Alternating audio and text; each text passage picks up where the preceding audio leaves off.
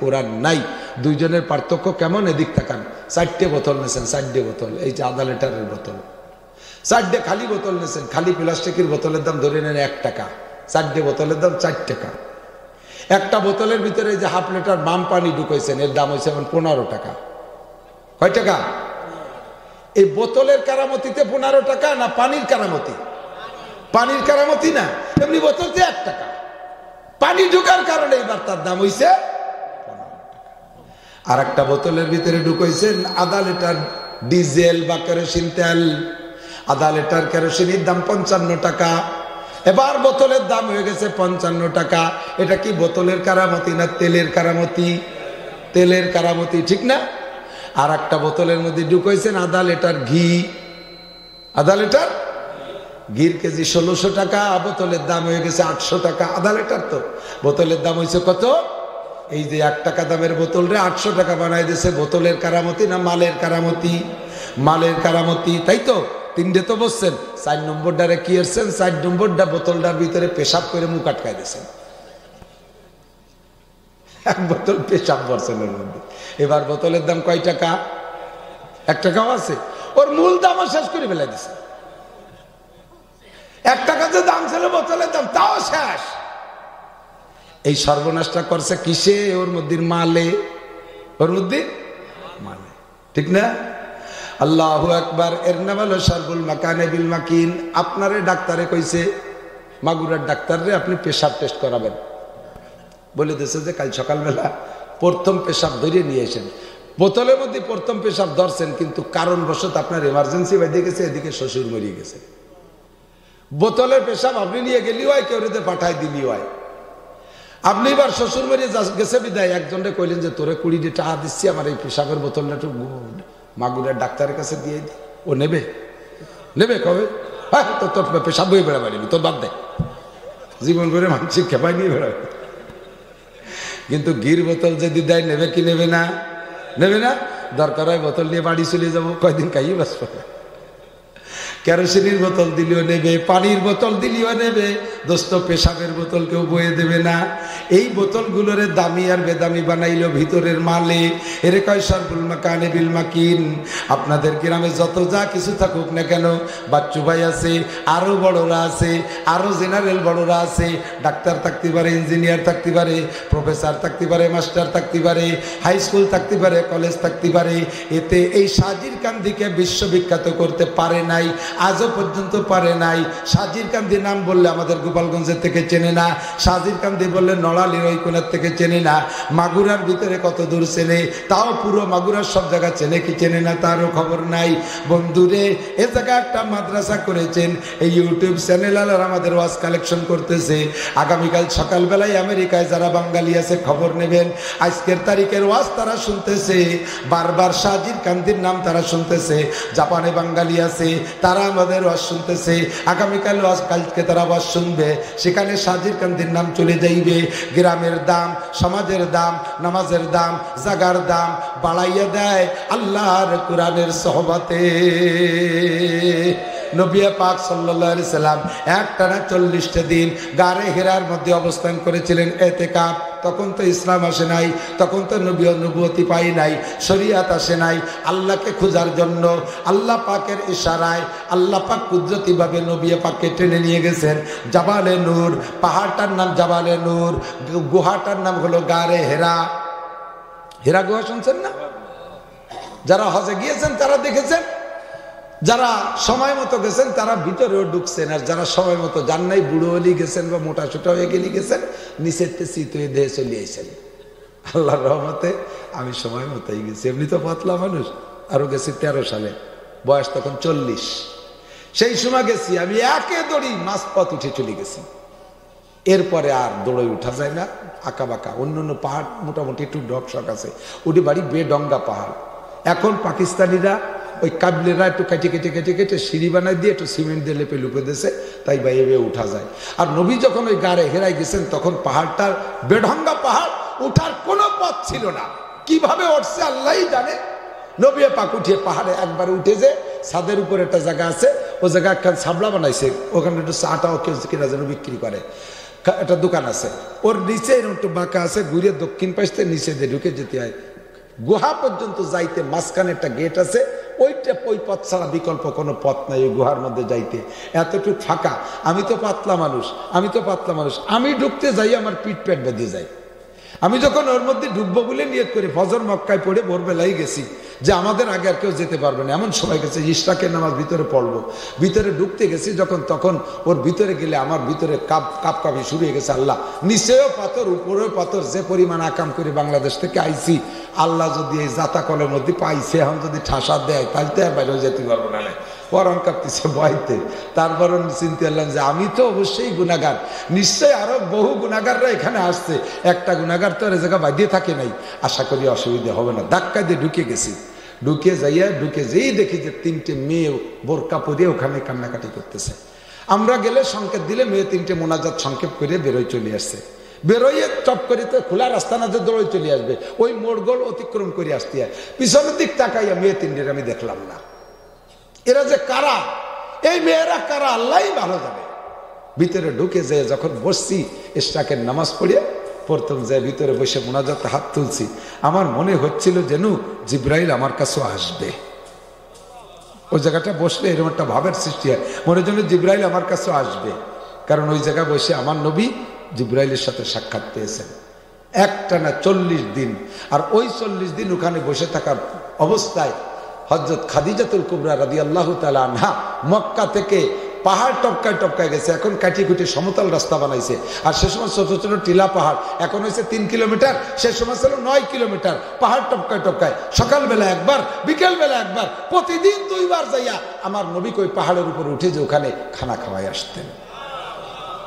এই সাম্মা মায়ের এই আচরণগুলো মেয়ে দেখছে, দেখেই সেখান থেকে শিক্ষা নিয়েছে।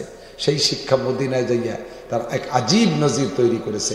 হযরত আলী রাদিয়াল্লাহু তাআলা আনহু আর হযরত ফাতেমা রাদিয়াল্লাহু তাআলা আনহা মসজিদে নববী থেকে আমার আন্দাজে ওইটা দক্ষিণ দিক, ওইটা এখন একটা মসজিদ ছিল, মসজিদে আলী বলা হয়, ছোট্ট মসজিদ। আলীর বাড়ি ছিল ওখানে, ভাঙাচোরা ছোট ঘর। ওই ঘরের ভিতরে আলী আর ফাতেমা রাত্রে শোয়া। গভীর রাত্রে হযরত আলী রাদিয়াল্লাহু তাআলা আনহু ঘুমের মধ্যে ওই নফস কোন জায়গায় যেন গেছে, স্বপ্নে দেখতেছে, সে স্বপ্নের কায়দায় বলছে, ইয়া ফাতেমা তু জিনি বিল মা, ও ফাতেমা আমার একটু পানি খাও। ফাতেমার কানে আওয়াজটা চলে গেছে, চট করে উঠে যে গ্লাসে করে পানি নিয়ে এসে দেখেছে স্বামী ঘুম তো ঘুমি। এখন চিন্তা করলেন কি ডেকে খাওয়াবো পানি, আবার ডাক দিলে ঘুমন্ত মানুষ সারাদিন পরিশ্রম করছে, কষ্ট হবে, এই জন্য উনি আর ডাকলেন না। এবার চিন্তা করলেন যে তাহলে পানি রেখে কি ঘুমিয়ে যাব। ভাবলেন যে যদি পুনরায় পানি চান তাহলে আমার ঘুমের মধ্যে যদি না দিতে পারি আমার স্বামীর কষ্ট হবে। কাজেই পানির গিলাস হাতে করে নিয়ে সেই থেকে ফজর পর্যন্ত দাঁড়ায় রয়েছে। ফাতেমা সাইয়্যিদাতুন নিসাই আলিল জান্নাহ। ও পর্দার আড়ালের মহিলারা একটু শুনলো ওনারা। আর আমাদের এ জামানায় মেয়েদের কাছে স্বামীরা মাঠের থেকে হাবাতে এসে যদি কয়, এ সালের মা একটু পানি দাও, সালের মা কি কয়, ভ্যাক ভ্যাক করো, ডালি খেতে পারো না, আমরা কি বাড়ি বসে তামুক খাচ্ছি নাকি? এইরকম জব শুনলি সালের বাপের কলজে ঠান্ডা হয়ে যায় না, পানি খাওয়া লাগে না, এমনি আইসক্রিম হয়ে যায়। এরপরে হাতে ছিল আইলো লাঠি, চুল ধরে আউলাকের বিসমিল্লাহ কইয়া অজিফা পালন শুরু হয়ে দিছে। পানি দিবি নে, পানি আদায় রে খাবো, এই করেই বাড়ি লাগে, কথা কন না কে, এভাবেই লাগে বাড়ি। ফাতেমা রাদিয়াল্লাহু তাআলা আনহা পানি নিয়ে দাঁড়িয়েছে ফজর পর্যন্ত। ফজরের সময় যখন বিলাল আজান দিছে, হযরত আলী ঘুম থেকে উঠছে, উঠে দেখেছে ফাতেমা পাশে নেই। এই নামতে, ইয়া ফাতেমা, তুমি কই? ফাতেমা দাঁড়িয়ে বলতেছে, লাব্বাইক আনা কায়েমাতুন আলা রাসিক, আমি দাঁড়িয়েছি আপনার মাথার কাছে। লিমা আফিয়াদিব মা, আমার হাতে তো পানি। কেন পানি? আপনি কি ভুলে গেছেন গভীর রাত্রে পানি চেয়েছিলেন? না তো। ফাতেমা বুঝছে তাহলে স্বপ্নেই চাইছে, আপনি পানি চেয়েছিলেন, পরে আমি পানি নিয়ে এসেছি, এসে দেখি ঘুম, ডাকি নেই কষ্ট হবে, শুয়ে পড়ি নেই, ফিরে চাইলে দিতে পারবো না, সেই থেকে পানি হাতে দাঁড়িয়েছি। আলী কাঁপতে উঠে ফাতেমারে জড়িয়ে ধরে কপালে দূরে চুমো দিয়ে বলতেছে, ফাতেমা তুমি কি এই কথা তোমার আব্বার কাছে এবার বলবা না নাকি? দিনই যদি বলো তাহলে আমার আর শেষ, তাহলে বলবে না বিশ্বনবী বলবে যে আলী তুমি আমার মেয়েটাকে এইভাবে ঘুমোতে দেও না, রাতবার এইভাবে কষ্ট দিছ, আমি আর কোনো কথা বলতে পারবো না। আলী, ফাতেমা তুমি বলো, এই কথা জীবনে আব্বার কাছে বলবা না। ফাতেমা বলে, আপনি বলেন কি, নাকি বলার বিষয় নাকি, এটা আমার দায়িত্ব আমি পালন করছি, তারপর বলবো কি? কয় না, তারপর আমাকে সাহস দাও, আমারে সাহস দাও। কয় যে ঠিক আছে আমি বলবো না, আপনি নিশ্চিত থাকেন, আপনি যান মসজিদে যান। তো আলী মসজিদে গেছেন, কিন্তু আলীর ভিতরে প্যালপিটেশন করতেছে যে আল্লাহ ফাতেমার তো কবে না, কিন্তু সাংবাদিকই তো অভাব নেই, যদি সাংবাদিকরা দেখে যাইয়ে নবীরে কইয়ে দেয় তাহলে তো সর্বনাশ। আর আল্লাহর পক্ষ থেকে সাংবাদিক কাম সারিয়েও দিয়েছে আল্লাহ। ওই সময় ফাতেমা যখন ওয়াদা করছে যে আমি বলবো না, আপনি নিশ্চিত থাকেন, তখন হযরত আলী দোয়া করছে আল্লাহুম্মা জাআলহা সাইয়্যিদাতান নিসাই আহলিল জান্নাহ, আল্লাহ তুমি আমার ফাতেমাকে জান্নাতি নারীদের নেত্রী বানাই দিও। এই দোয়া করে দিয়েছে। আর দোয়া কবুল হতেও দেরি হয় নেই, দোয়াও কবুল হয়ে গেছে। ফজরের নামাজ পড়ে হুজুর মসজিদে পিছনে দিকে ফিরে বসেন, রাতে কোনো খবর আসলে ওইটা শুনান, নতুন কোনো ওহী আসলে সাহাবাদেরকে শোনান, অথবা কোনো যুদ্ধের প্রোগ্রাম থাকলে আলোচনা করেন, অথবা কে কি স্বপ্ন দেখছে স্বপ্ন বললে হুজুর ব্যাখ্যা দিয়ে দেন। এই জন্য পিছনে দিক ফিরে বসেন। আজও বসছেন, আলীও প্রত্যেক দিন বসে। আজকে আলী ভয়তে না বসিয়ে উঠে চলে গেছে যে যদি আজকে জিব্রাইল কয়ে দেয় যে ফাতেমার সাথে এই আচরণ হয়েছে, তাহলে তার আমার মাটি হয়ে যাওয়া নিয়ে জায়গা, ভয়তে উঠে চলে গেছে। আলী খুব তাড়াতাড়ি ঘরে চলে গেছে। হুজুর পিছনের দিক ফিরে মসজিদে, হাজী সাহেব জানে একটা মসজিদে নববীতে একটা গেট আছে বাবে জিব্রাইল বলে, বাবে জিব্রাইল। এই বাবে জিব্রাইল ওই গেটটার নামই হয়েছে, বাব মানে গেট, জিব্রাইল মানে জিব্রাইল।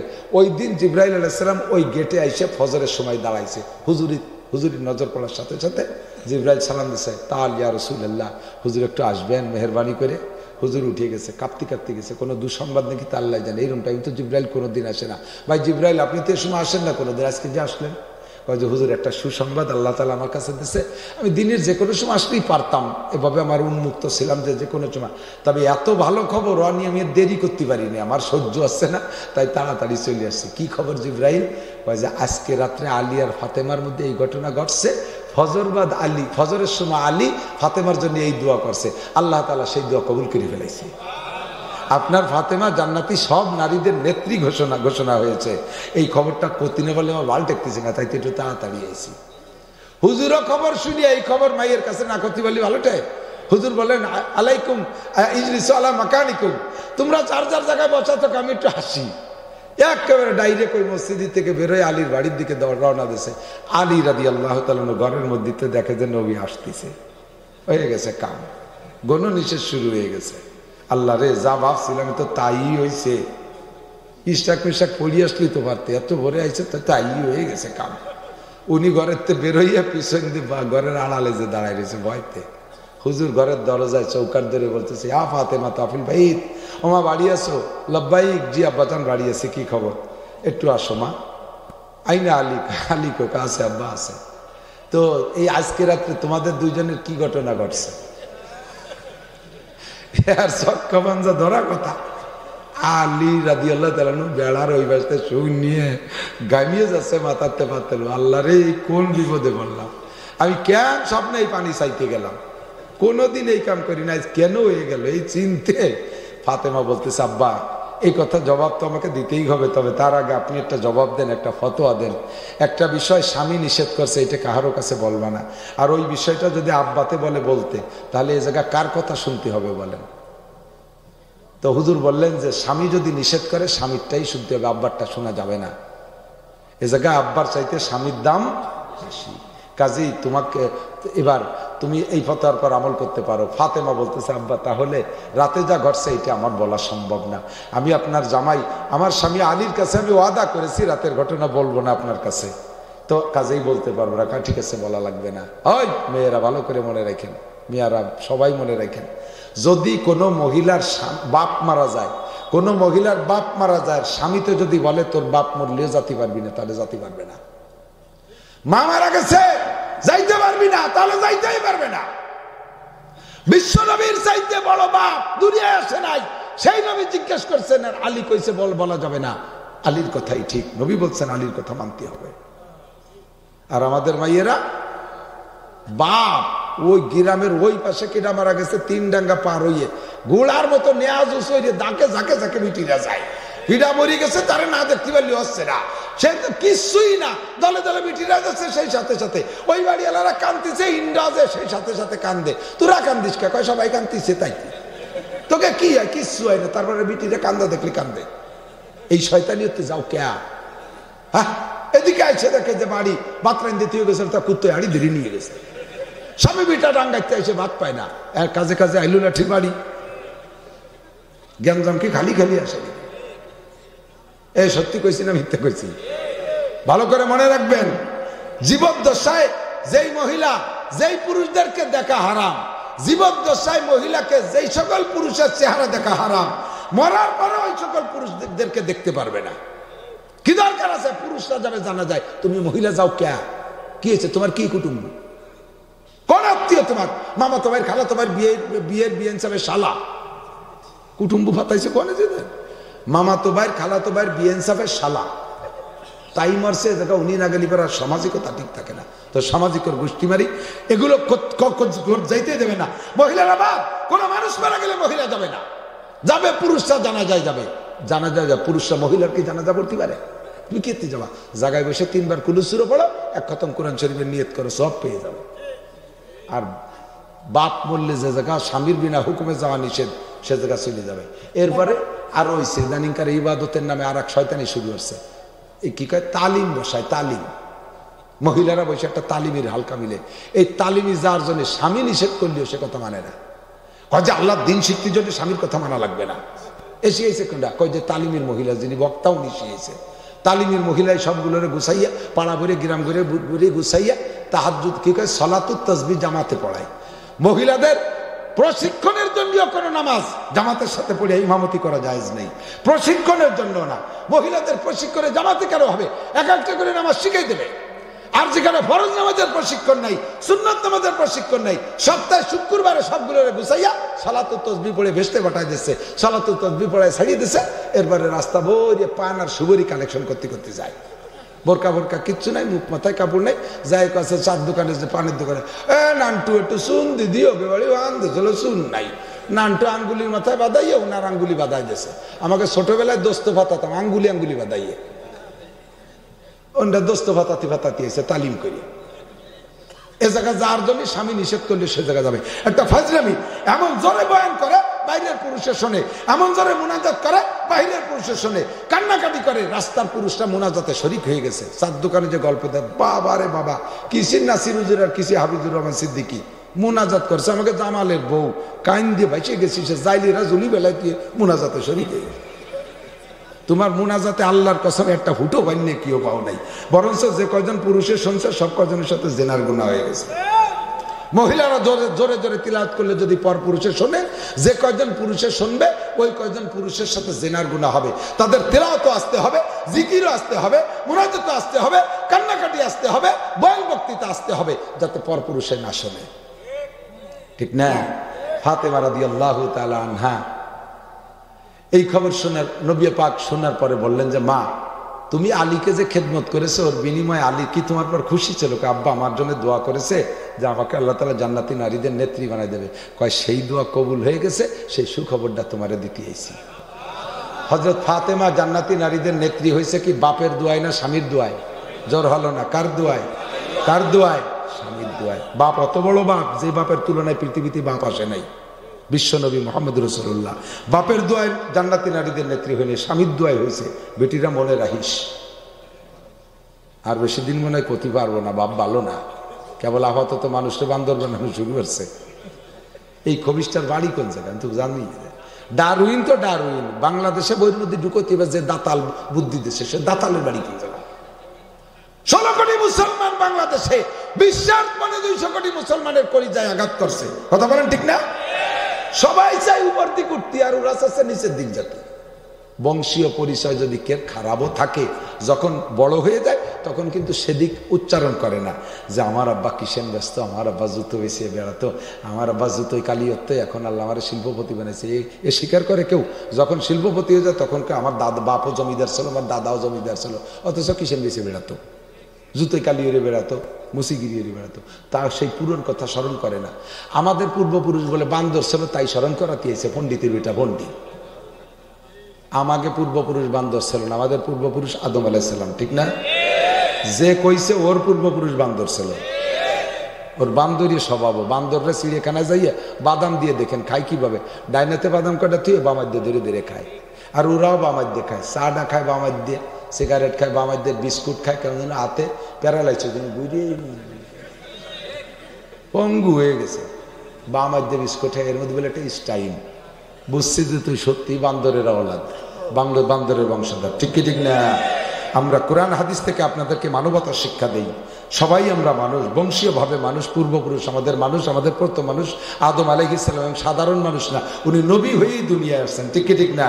আমাদের পূর্বপুরুষ নবী, আমাদের পূর্বপুরুষ আল্লাহওয়ালা, আমাদের পূর্বপুরুষ মানুষ। তোর পূর্বপুরুষ বান্দর হতে পারে। জননেত্রী শেখ হাসিনা, মাননীয় প্রধানমন্ত্রী, ওলামাই কেরামের এই কথা, ওলামাই কেরামের একদল যে ওনাকে বলছে যে নেত্রী এটা একেবারেই জঘন্য হয়ে গেছে, পাঠ্যপুস্তক থেকে এটা মুছে দিতে হবে। গতকালকে নিউজ পেলাম প্রধানমন্ত্রী মেনে নিয়েছে, হ্যাঁ এগুলো যেগুলো সমালোচনার বিষয়, যেগুলো এরকম মানে খারাপ বিষয়, এগুলো বই থেকে বিলুপ্ত করে দিতে হবে, ওই বই রাখা যাবে না। উনি এটা মেনে নিয়েছেন। আল্লাহ তাআলা ওনাকে কবুল করুন, বলেন আমিন।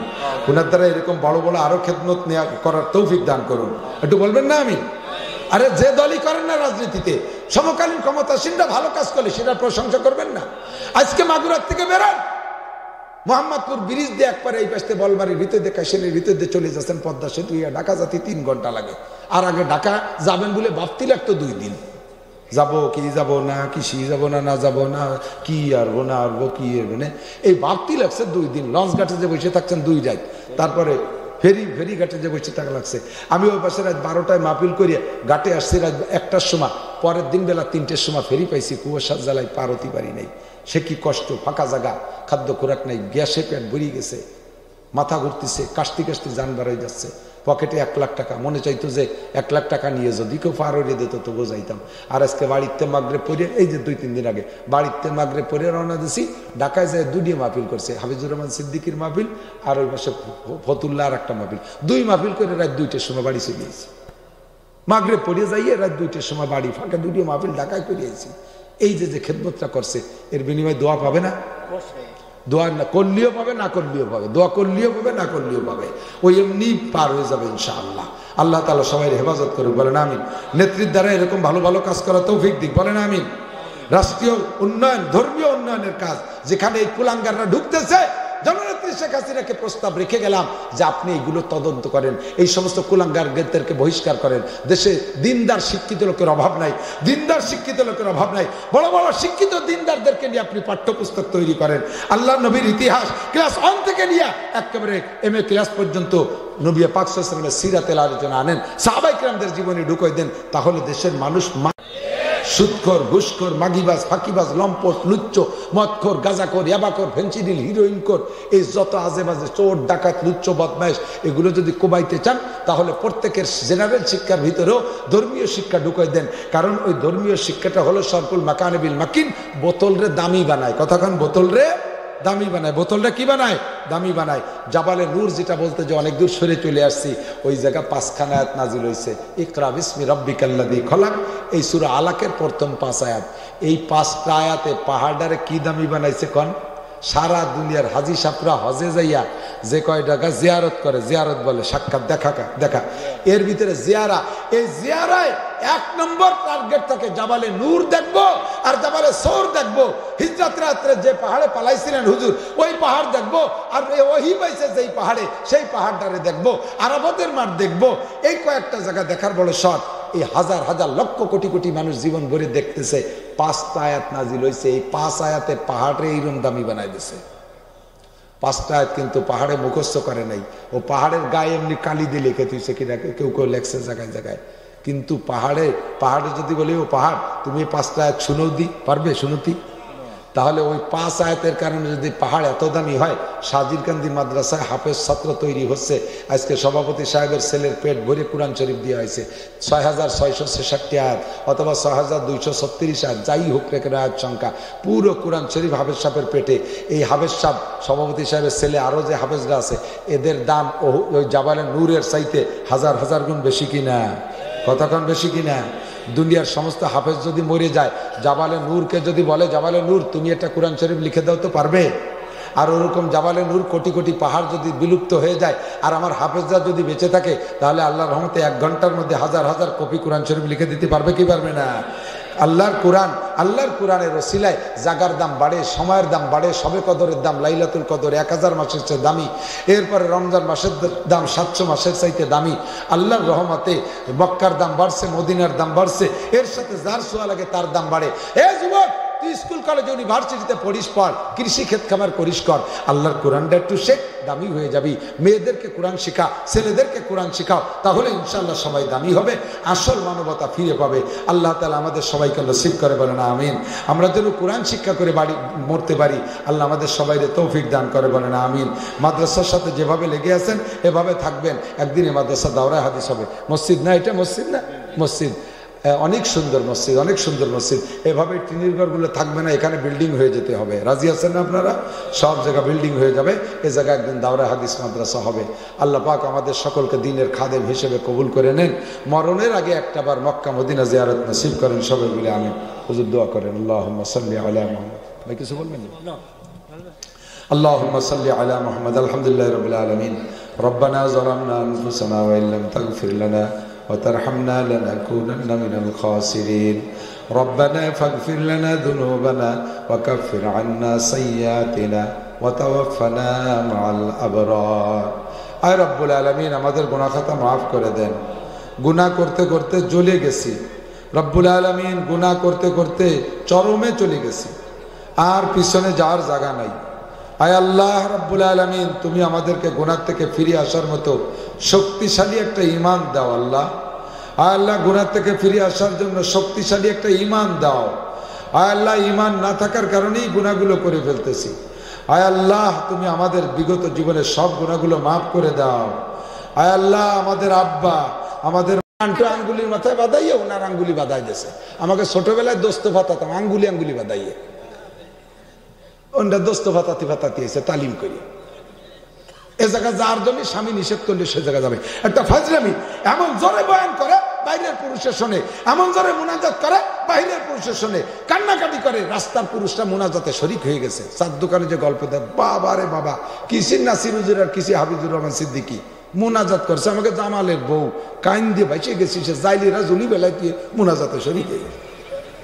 প্রথম সাময়িক, দ্বিতীয় সাময়িক, ফাইনাল পরীক্ষায় যারা কৃতকার্য হয় তাদেরকে আমরা উপরে উঠাই। কিন্তু আমার এই যে ওয়াজের ময়দানে যে মাদ্রাসাটা, এই মাদ্রাসার ছাত্রদের কোনো উন্নতি অগ্রগতি দেখতেছি না।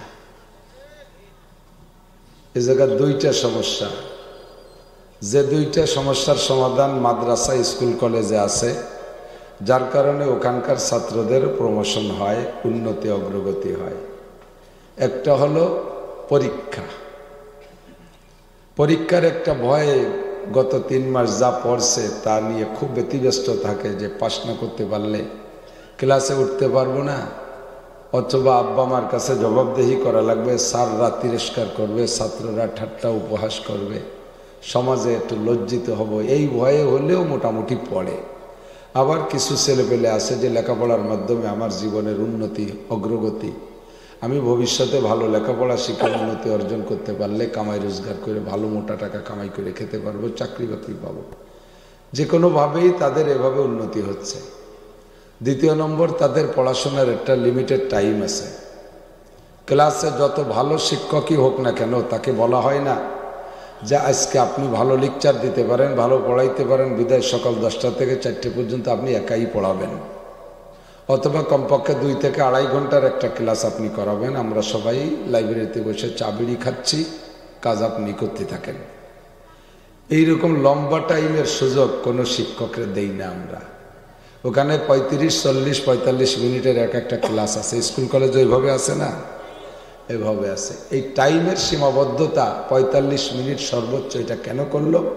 মানুষের মন মস্তিষ্ক একভাবে থাকে, মোটামুটি একভাবে থাকে, কথা শোনাও নেওয়ার মতো মেধা থাকে এই টাইম। এরপরে যে মানুষের ভিতরে বিরক্তি আসে, একটু চল যাই বাদাম খেয়ে আসি, একটু টিপাটিপি খোঁচাখুচি এই করতে থাকে, যার কারণে পরবর্তীতে যা পড়ানো হয় ও মাথার মধ্যে ঢোকে না। এইটা বিবেচনা করে মনস্তাত্ত্বিক বিজ্ঞানীরা টাইম এভাবেই বন্টন করেছে। কিন্তু আমার মাঠের 2টা দোষ। 1 নম্বরে যা পড়াই কোনোদিন পরীক্ষা নাই। গত বছরও জাগে মাথায় টুপি নাই, এবারও তাকে ওয়াজের মাঠে টুপি নাই, এই একই অবস্থা। গতবারও যা এবারও তা, গত বছরও যাকে দাড়ি ছিল না এবারও তাকে নাই, গতবারও যারা নামাজ পড়তো না এবারও তাদের নাই, পড়ে না। কারণ কি? পরীক্ষা নাই। এ জায়গা হারকে কাহি গো বেরোয়া, হারকে কাহি গো বেয়া, দারো গিরো হাজবো দরবাদরি দরগাহে নিস, চতুর্দিকে গেট খোলা, যেদিক দিয়ে খুশি আসবা, যেদিক দিয়ে খুশি চলে যাবা, পরীক্ষা নিরীক্ষা কিচ্ছু নেই। আর যে প্রফেসর ভালো বক্তব্য দিতে পারে তার 2.5-3 ঘন্টা, যা লাগে হুজুর রাত ছুয়া আপনার দরকার হয় ফজরের নামাজও পড়বো না, কোনো অসুবিধা নেই, ওয়াজ করতেই থাকেন।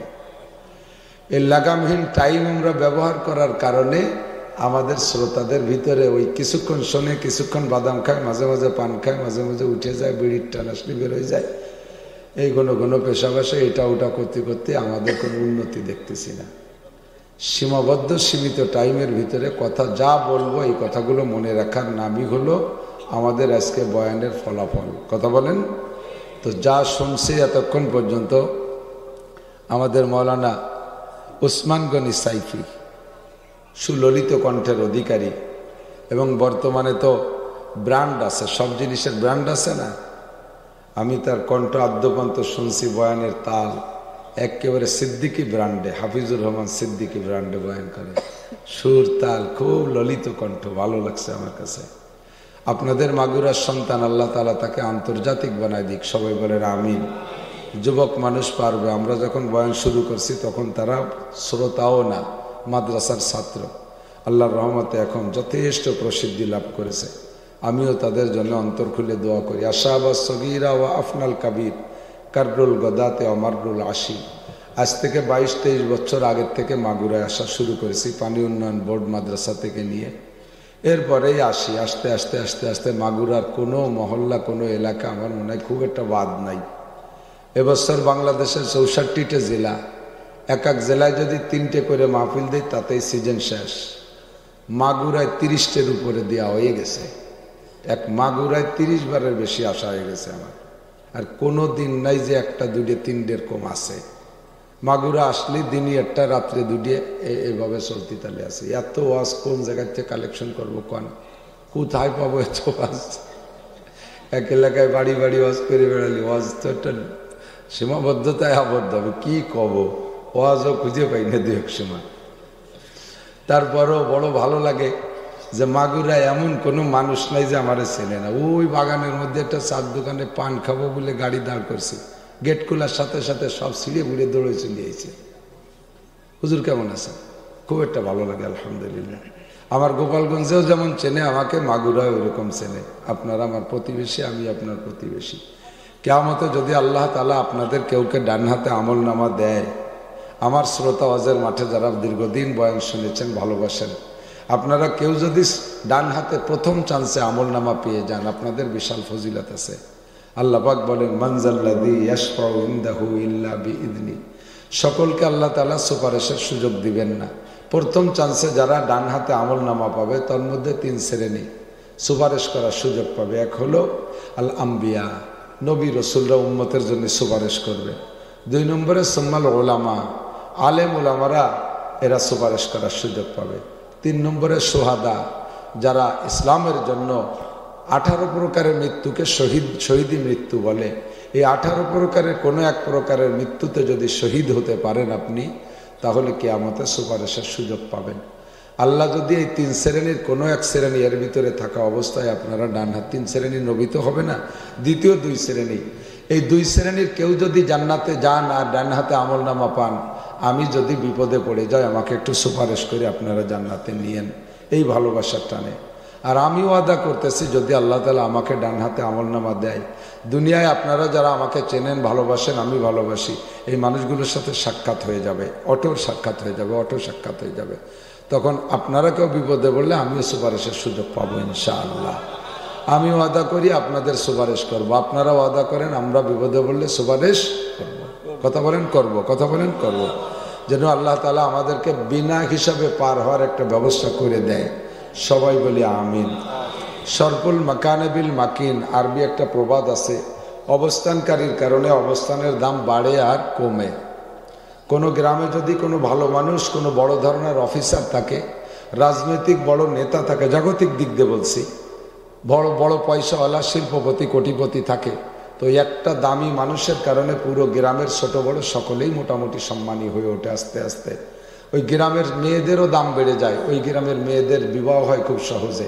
জজের গ্রামের মাইয়া, ডিসির গ্রামের মাইয়া, মন্ত্রীর গ্রামের মাইয়া, শিল্পপতির গ্রামের মেয়ে, এই বলে সে গ্রামের মেয়েদেরও বিবাহ হয়ে যায় সহজে।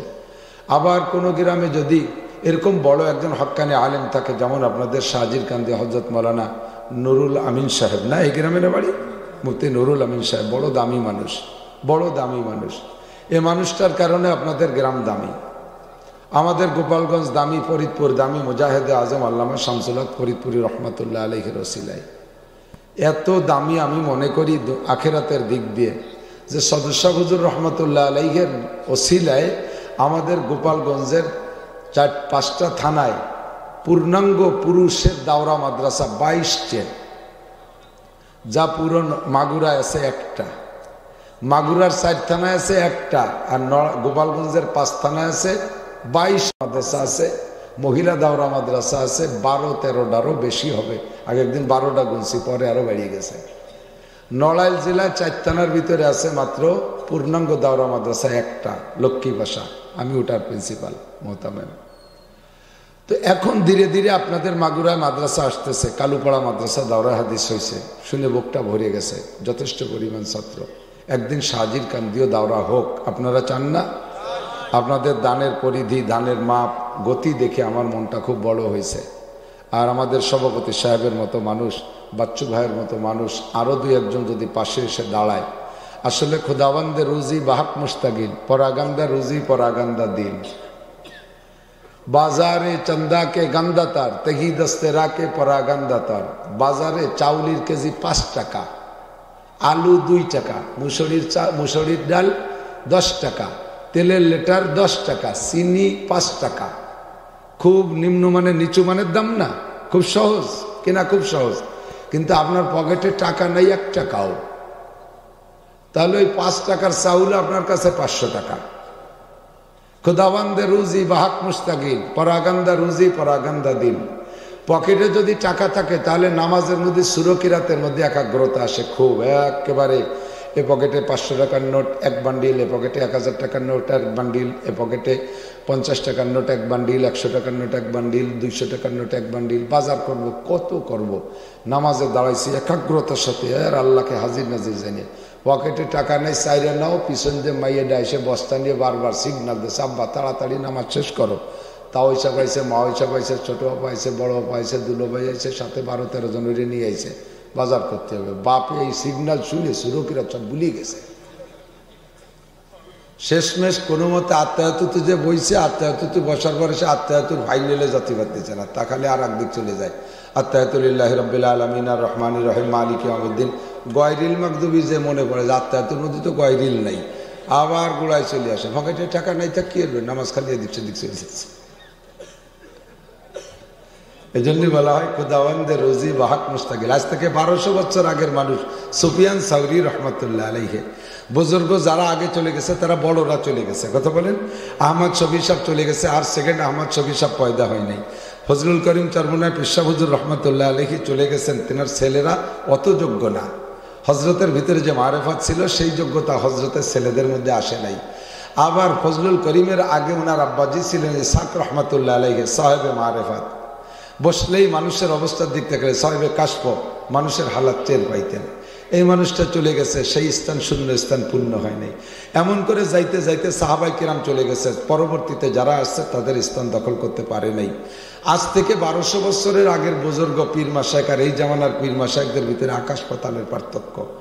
সেই কালের বুজুর্গ সুফিয়ান সাউরি রহমতুল্লাহ আলাইহি, বহুত বড় শাইখুল হাদিস, বহুত বড় মুহাদ্দিস, বহুত বড় বুজুর্গ। ওই বুজুর্গ সেই আমলে 1200 বছর, মানে সাহাবায়ে কিরামদের থেকে মাত্র 250 বছর পরে, ওই সময় বলতেছিলেন কানাল মালু ফিমা মাজা ইকরাহু ওয়াল মালু আল-ইয়াওমা তুরসুল ঈমান। এক সময় চলে গেছে যেই সময় মালকে মানুষে ঘৃণা করত, মালকে অপছন্দ করত।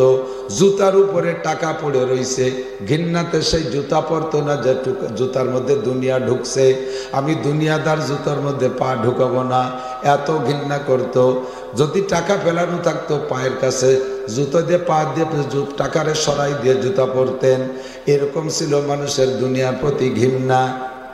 এক সময় ছিল, সে সময়টাকে উনি বলেন সাহাবায়ে কিরামদের জামানা, তাবেঈনদের জামানা, তাবেঈনদের জামানা, আইম্মায়ে ফুকাহাদের জামানা, আবু হানিফ, শাফি, আহমদ, মালিক, এনাদের জামানা, বুখারী মুসলিম তিরমিজিদের জামানা। এবার উনি বলেন আল মালু আল-ইয়াউমা তুরসুল ঈমান, বর্তমানে মাল হলো ঈমানের ঢাল। মাল ঈমানের ঢাল। ব্যারাক অ্যাডামস, কারিতাস, বিয়ার ডেভি, স্বনির্ভর জাগরণী চক্র, আশা, প্রশিকা, গ্রামীণ ব্যাংক, এই এনজিও গুলো দেশে দেশে আছে না নাই? আপনাদের এলাকায় তো নাই। কোনো একটা বাড়ি নাই যে সেই বাড়ি দুই একজন সমিতির সদস্য নাই। দরকার আছে?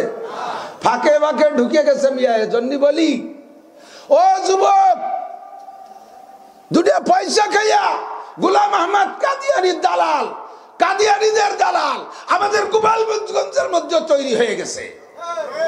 এই কাদিয়ানিদের দালাল এই তিলছাড়াও আছে, কাগড়াবাড়ি আছে, কামারোল আছে, পরানপুর আছে, তারাইল আছে, হুকরু আছে, সব গ্রামের ভিতরে দুই একটা আছে। কপাল বুড়া বিয়াদব, কুরআনের পরে কিয়ামত পর্যন্ত আর কোন কিতাবের দরকার,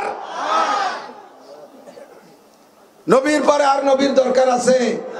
গোলাম আহমদ কাদিয়ানিদের প্রচারক যারা, আমার প্রাণপ্রিয় যুবকরা, গোপালগঞ্জের সৈনিক, কোন গোলাম আহমদ কাদিয়ানির কোন একটা চেলা চামুন্ডা যদি তোমাদের ভিতরে দালালি করতে আসে, বই দিতে আসে, দাওয়াত দিতে আসে, তারে ধরে ধরে চুমো দিবা না?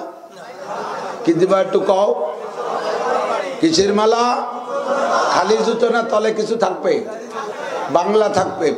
কি বাংলা? পায়খানা না, পায়খানা দিলে ওজন গু দিতে হবে। কতক্ষণ ঠিক না? রমজান মাস আসতেছে, বাড়ি বাড়ি ঢুকে ঢুকে বিতিকে তা ইফতারি দেবে। এই কে কোন ইফতারি দেয় বুঝে শুনে খাইয়েন। এসে বলবে কাকি কিভাবে কাটাবেন এই রমজানে?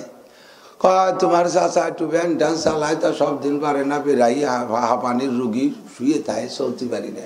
নিশ্চিন্তে থাকেন, ইফতার খাবেন, সেহরি খাবেন, ঈদ খরচ সব আমরা দিয়ে যাব, আমি দিয়ে যাব, শুধুমাত্র নাম্বারটা রাখেন, সমস্যা হলি। তুই কেডা? এ তুই বাইস করে, তুই কোথায় বাস? 5 বছর আগে দেখছি, 5 বছর আগে দেখছি ভ্যান চালাইয়া কোনো মতে দিবেন চালাইছে, পরের মাঠে খেত খামার, ইট বাটা ইট বয়ে বয়ে সংসার চালাইছে। আর 5 বছর যাইতে না যাইতে 5 বছরের ভিতরে সে আরো 5 জনরে নিয়ে বিদেশ সফরে যায় তবলিগে। তোরে এই টাকা কে দিল? আসমান থেকে তোর গুলার মধ্যে ব্যাংকে ঢোকে?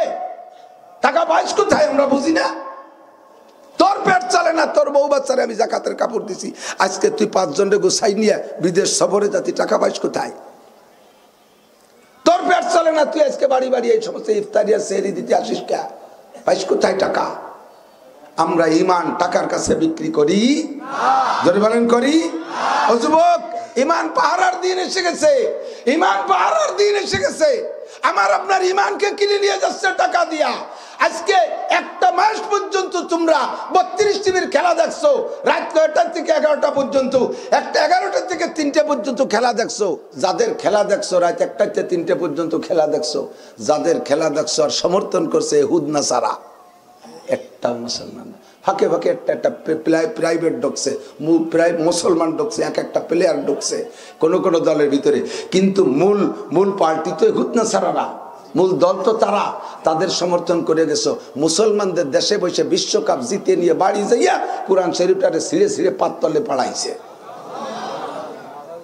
শুধু একবার নাউজুবিল্লাহ বলাই শেষ, আবার আগামীবার পতাকা টানাবার শ্বশুর বাড়ি পর্যন্ত। লজ্জা থাকলে, মানবতা বোধ থাকলে, আত্মমর্যাদা বোধ থাকলে, তুমি যদি মুসলমান হইয়া খুশি থাকো, তাহলে মুসলমানদের কোন কালচারকে, কোন বিনোদনকে তুমি মুহাব্বত করতে পারো না, ভালোবাসতে পারো না। ওটাকে পায়খানার চাইতে ঘৃণা করা উচিত। কথা বলেন ঠিক ঠিক না? আমাদের মুসলমানদের সংবিধান বইয়ের নাম কোরআন। একটু কন, জোর হলো না? কইলে আল্লাহ খুশি হয়। কোরআন শব্দটা কোরআন শরীফের মধ্যে আছে। লিখতে যে কয়টা হরফ লাগে, কোরআন শব্দ বলার সাথে সাথে প্রত্যেক হরফে 10 নেকি পেয়ে গেছেন। এমনই একটা কিতাব, এমনই একটা বই যা বোঝা লাগে না, তর্জমা করা লাগে না, অনায়াসের হরফ হরফ পড়লেই 10 নেকি। আল্লাহ আমাদের নসিব করে, বলেন আমিন। এই কিতাবটা এমনই সময় আসছে যে সময় আসছে দুনিয়ায় বিজ্ঞানীদের আবির্ভাব। আগে তো এই হারে বিজ্ঞানী ছিল না, ছিল নাকি? মোবাইল ছিল না, বানাইছে এই কালের মুসলমান, এই কালের বিজ্ঞানীরা। বিমান ছিল না, যত যত আবিষ্কার সবই তো শেষকালে কোরআনের পরে আসছে। কোরআন নাজিল হওয়ার পরের থেকেই বিজ্ঞান আবিষ্কার হয়েছে পরে এসে। তো এই কোরআন শরীফ এমনই সময় আছে যে সময় কিয়ামত পর্যন্ত খালি বিজ্ঞানের উন্নতির যুগ। এই সময় কোরআনকে টিকেই রাখা কত কঠিন। এই কোরআনটা এত বড় জ্ঞানী বিজ্ঞানীদের আমলে আসলো। আল্লাহ তাআলা এক কিতাব রে আদম আলাইহিস সালামের কাছে যদি দিয়ে দিতেন তাহলে তো আর 103 খেল লাগতো না। সেই থেকে নিয়ে কিয়ামত পর্যন্ত এক কিতাবের পর চলবো, এরকম বলি ভালো হতো। কয় যে না, ক্লাসের ছাত্র যেমন সেটা তো স্কুলওয়ালারা জানে, সেই হিসেবে সেই ছাত্রদের ক্যাটাগরি হিসেবেই শিক্ষক নিয়োগ দেওয়া হয় এবং বই তৈরি করা হয়। যে ছাত্র যেমন ক্লাস 1-এর ছাত্ররে এর বই দিলি পারা বুঝতে পারবে না, আবার আলারে যদি ক্লাস 1-এর বই দিয়ে সে তৃপ্তি পাবে না। ও ক্লাস 1 থেকে 5 পর্যন্ত পড়ানোর জন্য যে সাইজের উস্তাদ লাগবে সেই সাইজের উস্তাদ, সেই সাইজের বই। এবার 6 থেকে নিয়ে 10 পর্যন্ত যে ধরনের বই লাগবে সেই ধরনের বই, ছাত্রদের যোগ্যতার মাপে বই আর যোগ্যতার মাপে শিক্ষক। কলেজে যাওয়ার পরে যে ছাত্রদের যোগ্যতা হিসেবে বই আর সেই ধরনের শিক্ষক। বিশ্ববিদ্যালয়ে যাওয়ার পরে ছাত্রদের যোগ্যতার মাপে বই আর শিক্ষক। কথা বলেন ঠিক কি ঠিক না? তেমনই আদম আলাইহিস সালাম থেকে নিয়ে শুরু কইরা আল্লাহ পাক রব্বুল আলামিন নূহ আলাইহিস সালাতু ওয়াস সালামের সময়টাকে পাতাড়ি ওয়ানের ক্লাস বলে হিসেব কইরা তাদের জন্য নরমাল কিতাব দিয়েছে, একেবারে সহজ, আমল আখলাক তেমন বেশি কিছু না। কুলু লা ইলাহা ইল্লাল্লাহ, শুধু লা ইলাহা ইল্লাল্লাহ পড়বা, জিকির ফিকির তেমন না। কোন ইতিহাসের মধ্যে লেখে গোটা মানব জীবনের জিন্দেগিকে আল্লাহ তাআলা 3 ভাগে ভাগ করছে। তুবুলিয়াত, শাবাবাত, শৈশবকাল, শিশুকাল, যৌবনকাল, বার্ধক্য। আদম আলাইহিস সালাম থেকে কিয়ামত পর্যন্ত গোটা মানব জীবন 3 ভাগ, শিশুকাল, যৌবনকাল, বার্ধক্য। তো শিশুদের পর যেমন শরীয়তের কোনো বিধান নাই, তাদের উপরে শরীয়তের কোনো বিধিবিধান নাই, এমনি বাপের সাথে একটু মসজিদে দিয়ে যাইয়ে সিজদা দেয়, মাথার তালু দিয়ে মার সাথে বসে একটু সেজদা দেয়, এই যা তাদের পর আল্লাহ খুশি হয়ে যায়, মা বাপ খুশি হয়ে যায়। শিশুদের দাড়ি মোছ গজায় না, শিশুদের দাড়ি মোছ হয় না। বলা হয় যে আদম আলাইহিস সালাম থেকে নূহ আলাইহিস সালাতু মানুষের দাড়ি মোছ হইতো না। মানুষ বুড়ো হয়ে যেত বয়সে, বার্ধক্যের অন্যভাবে নমুনা বোঝা যেত, কিন্তু চুল হইতো, দাড়ি মোছ হইতো না, অনায়াসে বুড়ো হয়ে যেত। সর্বপ্রথম চুল দাড়ি হওয়া শুরু হয়েছে নূহ আলাইহিস সালাম থেকে, এই দাড়ি মোছ শুরু হয়েছে। আর দাড়ি মোছ হয় কোন সময়? যৌবনকাল আসলে, জোয়ান হলে, সাবালেগ হলে। এই জন্য নূহ আলাইহিস সালাম থেকে ইব্রাহিম আলাইহিস সালাম পর্যন্ত টাইমটাকে বলা হয় শাবাবাত, যৌবনকাল, মানব জীবনের যৌবনকাল। ওই সময় মানুষের দাড়ি মোছ সব হইতো, কিন্তু পাকতো না, সাদা হতো না, সব কালা থাকতো। সর্বপ্রথম চুল দাড়ি পাকছে ইব্রাহিম আলাইহিস সালামের। উনি কয় ওয়াস্তাআলা রাসু শাইবা, আল্লাহ আমি দি বুড়োর কারণে চুল দাড়ি সব পাকে সাদা হয়ে গেছে। এই সময় ইব্রাহিম আলাইহিস সালাম থেকে নিয়ে কিয়ামত পর্যন্ত টাইমটা, এই টাইমটার নাম বলা হয় বার্ধক্য। যার কারণে এই সময় মানুষের বয়স লাগে না, 10-12 বছরে পোলাপানের চুল পাইয়ে যায়। কতক্ষণ সবই বুড়ো, আমরা ওই বুড়ো, কালই এলো বুড়োর কাল। তো নূহ আলাইহিস সালাম পর্যন্ত পাতাড়িওয়ানের ক্লাস। এই পাতাড়িওয়ান বোঝেন নি, মুরব্বীরা বোঝে, আনতো বোঝেন, এখন হচ্ছে শিশু শ্রেণী। আমাকে ছোটবেলায় ছিল পাতাড়িওয়ান, লেখতামও পাতায়, বসতামও তাল পাতার পাটিতি, আর খেলতামও তাল পাতায়, যে বল বানে ওর ব্যাট করে খেয়ার দিয়ে, মনে আছে নাকি? এত ফুটবল তোর পাতাম না, তাল পাতার ফুটবল খেলা, বল খেলা পাল্টি আছেন না। আর আমরা তাল পাতায় মুরব্বীরা জিনেরি দিয়ে অক্ষর লিয়ে যেত, দত বইরে কালি নিয়ে যেতাম, কঞ্চি যে কলম। সকালে যেতাম স্বাভাবিকভাবে, বিকেলবেলা আসলে আব্বা মা চেনতো না যে মানুষ না কিছু আইছে, সারা গা কালি কালি হয়ে যেত। ওই লেখতে লেখতে মহি কালি, গালে কালি, জামাই কালি। পরের দিন আবার জামা কাপড় না দিয়ে যাওয়া লাগতো না। অত তো কোনো সাবানও ছিল না, 570 সাবান আইতকোন কিনতো, তাই দিয়ে 15 দিন চালানো লাগতো গোষ্ঠী শুদ্ধ। এই অভাব তো আমি দেখছি। তো এই অবস্থার ভিতরে ছিল লেখাপড়া। তো ওই সময় আমাদের বইও ছিল না, একটু স্যাররা মুখে মুখে পড়াইতো, একখান আদর্শ লিপি আমার বই এই দিত। ওই যে আমাকে ক্লাসে উঠতো না, 1 বছর পড়ার পরে আমাদেরকে বেঞ্চে উঠাইতো, ক্লাসে উঠাইতো, তার নাম খাতা ধরা। মনে আছে নাকি? খাতা ধরা।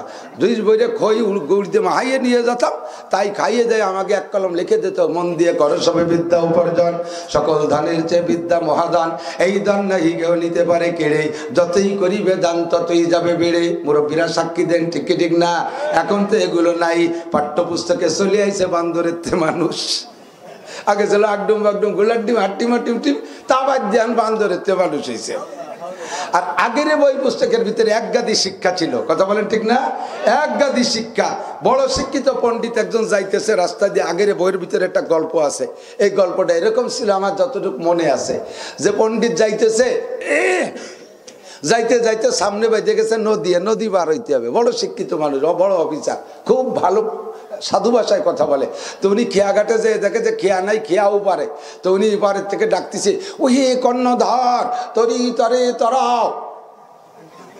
খেয়াল আর সাতায়ও বোঝে না, ওই পাশে বলছে বিড়ি খাইয়েই যাচ্ছে আটুরার পারে। আবার বলতেছে, ও হে ভাই কর্ণধার তরি তরে তরাও, ফিরিও তাকায় না।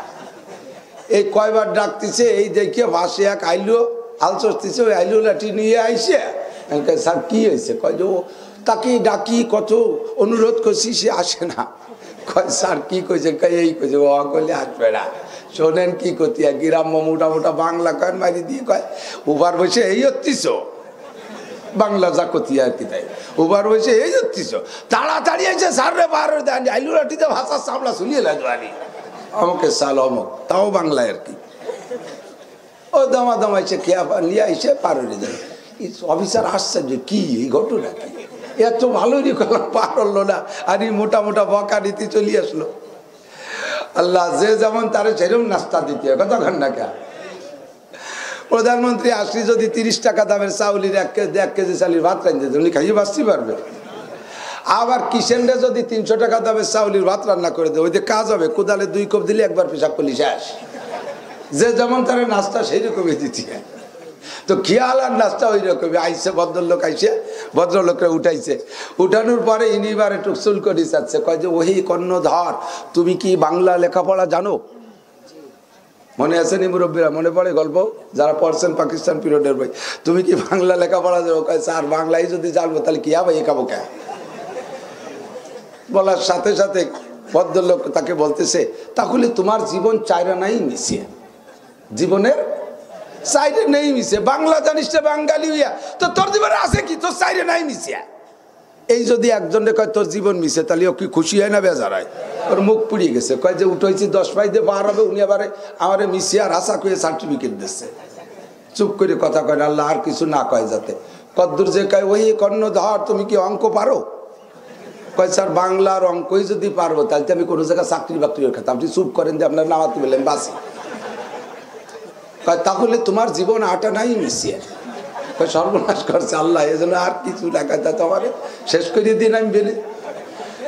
এর খানিক দূর যে কয় হে কর্ণধার তুমি কি ইংরেজি লেখাপড়া জানো? কয় স্যার আমার 14 গোষ্ঠীতে কেউ জানে না, আপনি চুপ করেন দিন, নামেন দি খালি, আর কথা বাড়াইছেন না।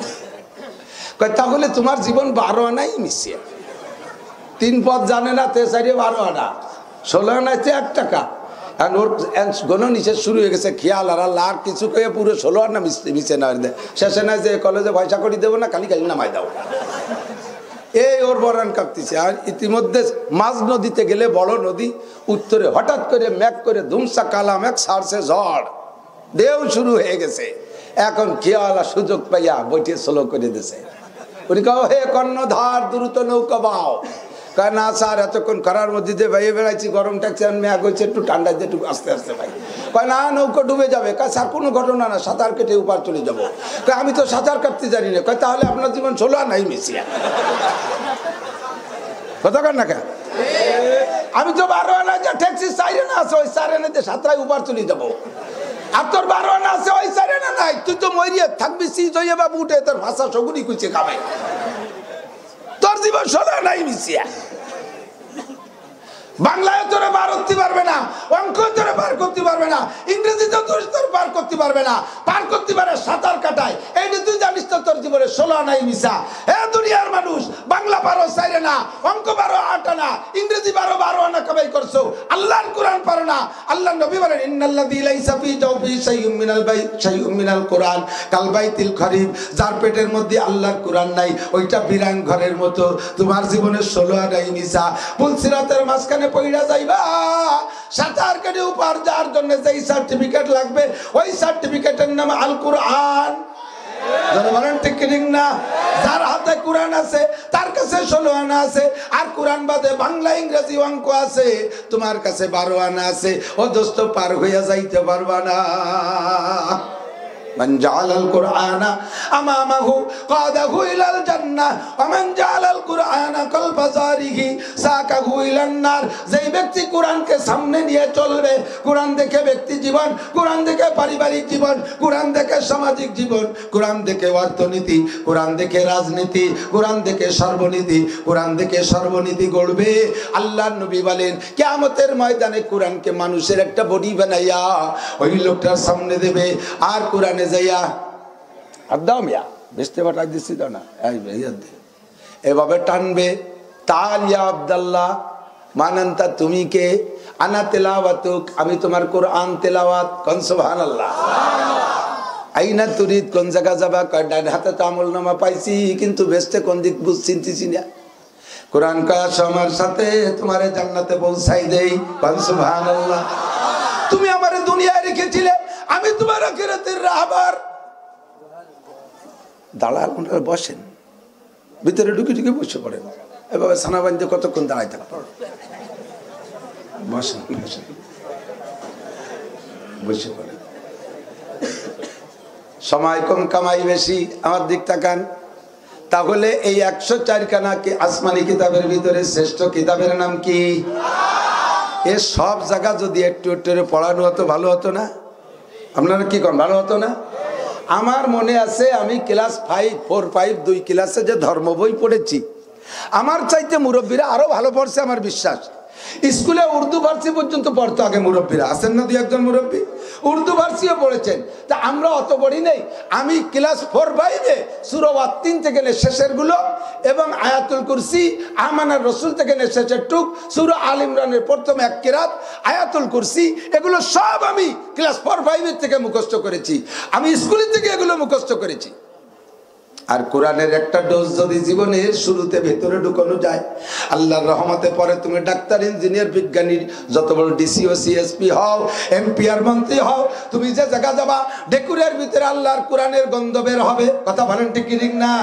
ভালো করে মনে আছে আমাদের ছোটবেলায় তো চরম অভাব দেখেছি, এখন তো সে অভাবের গন্ধই নাই। সকালবেলা 4টে পান্তা ভাত খাওয়ার জন্য তরি তরকারি অতটা বেশি না, আর পান্তা ভাত হইতো 2 কারণে বাড়িতে। এক হলো ভাতের অভাব, অল্প পান্তা ভাতের সাথে অনেকখানি পানি দিয়ে গুলাই পোলাইয়া চুমুক দিয়ে গলা সমান খাইয়ে মানুষের মাঠে যাইতো, কাজে যাইতো, এই জন্য অল্প ভাত থাকলে পান্তা। আর একটা হলো তরকারির সংকট, যার কারণে তরকারির সংকট দূর করার জন্য পান্তা ভাত খাওয়ার তরকারি ছিল পেঁয়াজ আর কাঁচামরিচ। মনে আছে নাকি? পেঁয়াজ আর কাঁচামরিচ, সকালবেলা ভোরবেলা পেঁয়াজ আর পেঁয়াজ আর কাঁচামরিচ দিয়ে পান্তা ভাত খাইয়া মাঠে গেছে। আর পান্তা ভাত আর কাঁচামরিচের ডেকুর তো আসতেই আছে। দুপুরবেলা বাড়ি আসছে, বাড়ি আসার পরে বাড়ি ভালো ভালো খানা দানা মোটামুটি হয়েছে। এবার বিকেলবেলা আবার মাঠে গেছে, বিকেলবেলাও যাইয়া খেতে যাইয়া গাড় গাড় করে ডেক ছাড়ে, ডেকের মধ্যে সেই সকালে পেঁয়াজের গন্ধ। কয় যে দুপুরে যে কত তাকালাম তা গেল কোয়ালে, এই সকালে পান্তা ভাতের সাথে সে কাঁচা পেঁয়াজের গন্ধ হলো। কয় যে দিনের শুরুতে যা খাইছো ওর প্রভাব বেশি, পরে যাই ভালো ভালো খাও না কেন সবগুলো কেউ বাড়তে কইরা ওই সকালবেলার পেঁয়াজের ডেকুরির গন্ধ সবার উপরে চলে আসবে। সেম জীবনের শুরুতে যদি আল্লাহর কোরআনের একটা ডোজ খাওয়াই দেওয়া হয়, প্রাইমারিতে বৈশা, হাই স্কুলে বৈশা, কেজিতে বৈশা, কিন্ডারগার্টেনে বৈশা যদি সূরা ফাতিহা পড়াই দেওয়া হয়, আলাম তারা থেকে শেষে 10 সূরা পড়াই দেওয়া হয়, আমানার রাসূল পড়াই দেওয়া হয়, আয়াতুল কুরসি পড়াই দেওয়া হয়, আমানতু বিল্লাহি ওয়া মালাইকাতি পড়াই দেওয়া হয়, 4 কলেমা পড়াই দেওয়া হয়, ইমানে মুজমাল মুফাসসাল পড়াই দেওয়া হয়, ওই ছেলেটা ডাক্তার হোক আর ইঞ্জিনিয়ার হোক, ওসি হোক আর ডিসি হোক, যাই হোক না কেন, ওর কর্মজীবনে যাইয়া কোনো অন্যায়তে হাত দেওয়ার সময় ওর পেটের ভিতরে থেকে কোরআনের ঢেকুর ছাড়বে, আর কোরআনের ঢেকুরের গন্ধে তার হাত দুটো ক্লোজ হইয়া যাবে। দোস্তরে আল্লাহ পাক এমনই কিতাব আমাদেরকে দিয়েছে যার ভিতরে গোটা জিন্দেগির সব সবক আছে না নাই? আছে আছে আছে। যুবকের যা দরকার তাও আছে, যুবতীর যা দরকার তাও আছে, আধা বয়সের কি দরকার তাও আছে, বুড়োদের কি দরকার তাও আছে, নারীদের যা দরকার তাও আছে, পুরুষের যা দরকার তাও আছে, একেবারে সংসার থেকে সংসদ পর্যন্ত সব আছে না নাই? এজন্য আল্লাহ পাক রব্বুল আলামিন বলেন জালিকাল কিতাবু লা রাইবা ফি হুদাল লিল মুত্তাকিন শাহরু রমাদান আল্লাযী উনজিলা ফীহিল কুরআন হুদাল লিন-নাসি ওয়া বায়্যিনাতিম মিনাল হুদা ওয়াল ফুরকান। আল্লাহু আকবার। গতকালকে দেখেছি, শুনেছি, গত রাত্রেরই খবর, নিউ খবর, যারা জানেন তারা সাক্ষী দিবেন। গত রাতটা গেছে সারা বিশ্ব জুড়ে একটা মহা ইবাদতের রাত। কথা কয়লা একটা রাত লাইলাতুল কদরের মতো দামি, সারা দুনিয়াটারে জ্বালায় দিছে, ঠিক না? কারা? হাটাজারি মাদ্রাসার হুজুর, তারাইল পুকুরের হুজুর, এরাই তো এইগুলো করে বেড়াইছে। আরে হয় জানেন না, গোবর টাকার হুজুররাই তো এই করে বেড়াইছে, পার্কে পার্কে শোষে বেড়াইছে, বেড়াইছে কোনো হুজুর। কাজটা ভালো না মন্দ গেছে? সবাই বলেন ভালো না মন্দ? তাহলে এই মন্দ কাজগুলো করছে কারা? হুজুররা? কোন আলেম? এক ভদ্রলোকের জন্য আমি কালকে দোয়া করেছি, আজও করি, বহুদিন পর্যন্ত করব। গতকালকে এক ম্যাজিস্ট্রেট এক পার্কে যাইয়ে দেখে যে এই জোড়ায় জোড়ায় বসে তসবিহ টিপতেছে। যাইয়ে দুমসা শুরু হয়ে গেছে, জরিমানা করছে, কয়টারে 3 মাসের জেল দিয়েছে, স্থায়ীভাবে এগুলোকে নিষেধ করে দিয়েছে। পুনরায় যদি দেখি পার্কের লাইসেন্স বন্ধ করে দেওয়া হবে। নিশ্চয়ই ওই ভদ্রলোক ম্যাজিস্ট্রেটের পেটের ভিতরে আল্লাহর কোরআনের একটা ডোজ আছে, ঠিক না? আল্লাহর কোরআনের ডোজ আছে বিদায় একটা আল্লাহওয়ালা অফিসার আল্লাহ তাআলা তাকে ডিপার্টমেন্টের সর্বোচ্চ স্থান দান করুক, বলেন আমিন। তাহলে গোটা বাংলাদেশের উপরে তার কার্যক্রম চলবে, এভাবে সে একটা সঠিক বাস্তব একটা সত্যকে বাস্তবায়ন করতে পারবে। আল্লাহ তাআলা তাকে তৌফিক দান করুন। আমার প্রাণ প্রিয় গোপালগঞ্জের যুবকরা, লেখাপড়া কর, বড় অফিসার হ, আদালতের থেকে নেশা মারিয়ে পড়ো, মোটরসাইকেল একটা নিয়ে একেবারে তিল ছাড়াটু রাজপাট চালাই বেড়াবা, দিন ভরে 500 টাকা কামাই বা রাত্রি গাঁজা বা খাইয়া সেই তো শুয়ে থাকবা, ইয়া বেশি দিন করতে পারবা না, ইয়া বেশি দিন করতে পারবা না। আর পিরাই চলে যায় ট্রাকের তলে, গাই গুতো খাইয়েছি তো বড় ও করতে যাইও না, একটু পড়, ডাক্তার হ, ইঞ্জিনিয়ার হ, বিজ্ঞানী হ।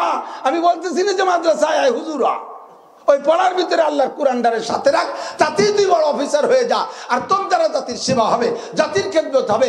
আমাদের গোপালগঞ্জের পুলিশ অফিসারে ভরা, আমি যে জায়গা যাই সে জায়গায় যাইয়া গেলেই আমার পুলিশ অফিসাররা আসে। আমি গোপালগঞ্জের হুজুর, এই সিরাজগঞ্জ গেছি, সেদিনকে গেছি সিরাজগঞ্জ উল্লাপাড়া থানা, সিরাজগঞ্জ সদর থানা থেকে পুলিশ চাইছে আমার সাথে, আমাদের এই পাশের পুলিশ সাক্ষাৎ করতে বয়ান টয়ান শুনে চলে গেছে। গেছি ওই সিলেট, গোপালগঞ্জের পুলিশ যেগুলো আছে সব আসছে। প্রত্যেক জায়গায় আমি গোপালগঞ্জের পুলিশদের অত্যন্ত প্রশংসা পাচ্ছি, আমার খুব ভালো লাগে। DIG Habib Saheb, DIG Rafiqul Islam Shimul, DIG Nuruzzaman sir, DIG Moniruzzaman sir, এদের সকলেরই প্রশংসা আছে সারা দেশ জুড়ে। তুমি সেরকম একটা বড় অফিসার হও, তুমি ডিআইজি, তুমি ডিসি নাসিম সাহেব হও, ঘুষ খাও না, সুদ খাও না, অন্যায় করো না, সত্যকে বাস্তবায়ন করো। এদের প্রত্যেকের পেটের মধ্যে আল্লাহর কোরআন আছে। তোমরা বড় বড় অফিসার হও। তোমরা এই রাস্তায় যে পাঙ্কু মেরে বেড়াবা, 14ই ফেব্রুয়ারি নুচ্ছমি করে বেড়াবা, ই তো আমরা কামনা করি না। কথা বল ঠিক না? সারা বিশ্ব জুড়ে এই আকামটা চলছে, নাম দেশে ভালোবাসা দিবস, তাজা মিথ্যে কথা। ওই দিবসের নাম ভালোবাসা দিবস না, ব্যালেস্টাইন ডে। আর ব্যালেস্টাইন ডে মানে কি? ব্যালেস্টাইন খ্রিস্টানদের এক নৃত্য, আন্তর্জাতিক খ্যাতি সম্পন্ন নৃত্য, বিশ্ববিখ্যাত নৃত্য। এই নৃত্যর জ্বালায় দেশের ভাইয়েরা মোটে বেরিতেই পারে না, যারে ভাই তারে দর্শন করে। সরকার রাগ করে সে জেলে দেশে, ও জেলে যাই একটা অন্ধ মহিলারে দর্শন করছে। সরকারকে আল্লাহ খবিজতে কোন জায়গা দেবো? ওর তো দোজকে দিলেও দোজকের ভাইয়াকে সার নষ্ট দিয়ে ফেলাবে।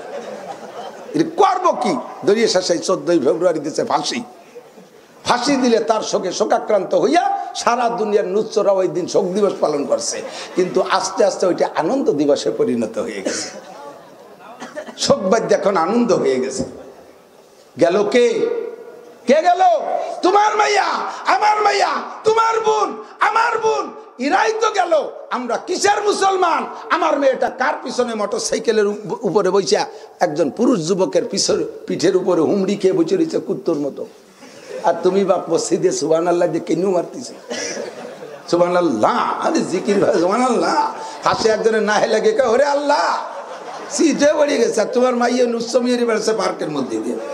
কুয়াকাটা গেল, কক্সবাজার গেল, নিরিবিলি গেল, ইকো পার্কে গেল, রিসর্টে গেল, গেল কোথায়? তোমার ইবাদত বندگی সব তোমার এক মাইয়েতে খাইয়া গোষ্ঠী শুদ্ধ জাহান্নামের সার্টিফিকেট দিয়ে দুনিয়া থেকে পাঠায় দেবে। সকলের সামনে একটা মাত্র ক্লাস, একটা মাত্র সার্টিফিকেট, যেই সার্টিফিকেটে মানুষকে মানুষ বানায়, যেই সার্টিফিকেটে মানুষকে মানবতার শিক্ষা দেয়, সেই সার্টিফিকেটের নাম আল কোরআন, সেই সার্টিফিকেটের নাম আল হাদিসের সার্টিফিকেট। ঠিক ঠিক না?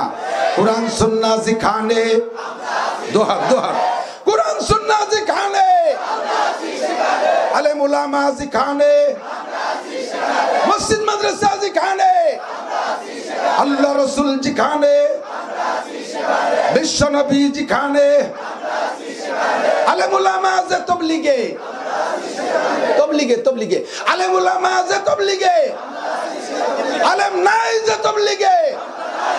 নারায়ে তাকবীর, বিশ্বের মুসলিম কাদিয়ানীদের চেলারা হুঁশিয়ার সাবধান, হিজবুত তাওহীদের চেলারা, হিজবুত তাওহীদের চেলারা, নারায়ে তাকবীর। ও যুবক, হাত নামাও। এই সমস্ত ফিতনাবাজদের যদি ধুলাই দিতে হয়, রেডি এখনই। Thank you. তোমরাই বঙ্গবন্ধুর উপযুক্ত সৈনিক, তোমরা গোপালগঞ্জের উপযুক্ত এক সন্তান।